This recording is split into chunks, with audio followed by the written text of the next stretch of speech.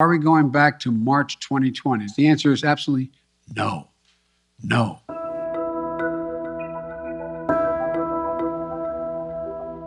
I know some Americans are wondering if you can safely celebrate the holidays with your family and friends. The answer is yes, you can.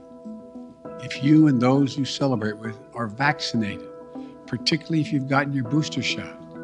All these people who have not been vaccinated, you have an obligation to yourselves, to your families, and quite frankly, I know I'll get criticized for this, to your country. Get vaccinated now. It's free.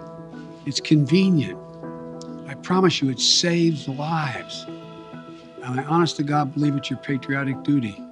How concerned should you be about Omicron, which is now the dominant variant in this country, and it happened so quickly? The answer is straightforward. If you're not fully vaccinated, you have good reason to be concerned. You're at a high risk of getting sick. And if you get sick, you're likely to spread it to others, including friends and family. The unvaccinated have a significantly higher risk of ending up in a hospital or even dying. Vaccinated people who get COVID may get ill, but they're protected from severe illness and death. No. This is not March of 2020. Here are three big differences between then and now. First one, more than 200 million Americans have been fully vaccinated. In March of 2020, no one was fully vaccinated. Second point, we're prepared today for what's coming. In March of 2020, we were not ready. Today, we stockpiled enough gowns, masks, and ventilators to deal with the surge of hospitalizations among the unvaccinated. Today, we're ready. Number three, we know a lot more today than we did back in March of 2020. Today, we don't have to shut down schools because of a case of COVID-19. Now, if a student tests positive, other students can take the test and stay in the classroom if they're not infected, rather than closing the whole school or having to quarantine. What can you do to make yourself and your family feel safer and be safer? The answer is simple. Get your booster shot. Wear a mask. I know there's some parts of this country where people are very eager to get their booster, where it's harder to get an appointment. So starting this week, I'll be deploying hundreds more vaccinators and more sites to help get the booster shots in people's arms.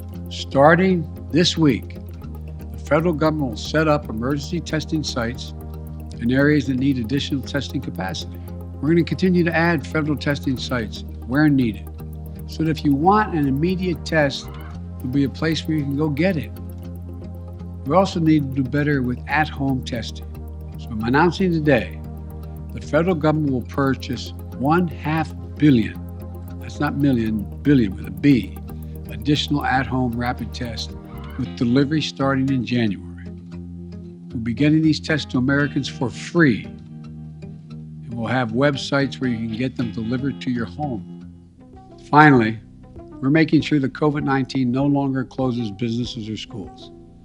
Last week, the federal court reinstated my administration's vaccination or test. The vaccination or test rule for businesses with more than 100 employees. These rules are going to keep workers safe, and keep workers safe will help keep businesses open. I know vaccination requirements are unpopular for many. They're not even popular for those who are anxious to get them. My administration has put them in place not to control your life, but to save your life and the lives of others. Where 400,000 Americans died from COVID this calendar year, and almost all were unvaccinated. Almost all were preventable. The rule is legal and effective. It's going to save thousands of American lives. I know you're tired. I really mean this, and I know you're frustrated. We all want this to be over, but we're still in it. And this is a critical moment. We also have more tools than we ever had before. We're ready. We'll get through this. Throughout our history, we've been tested as a people and as a nation through war and turmoil. We had to ask whether we'd be safe, whether we'd be okay, whether we'd get back to who we are. We've always endured because remember, there is no challenge too big for America. I mean this from the bottom of my heart. No challenge We've come through better and stronger because we stay together as the United States of America.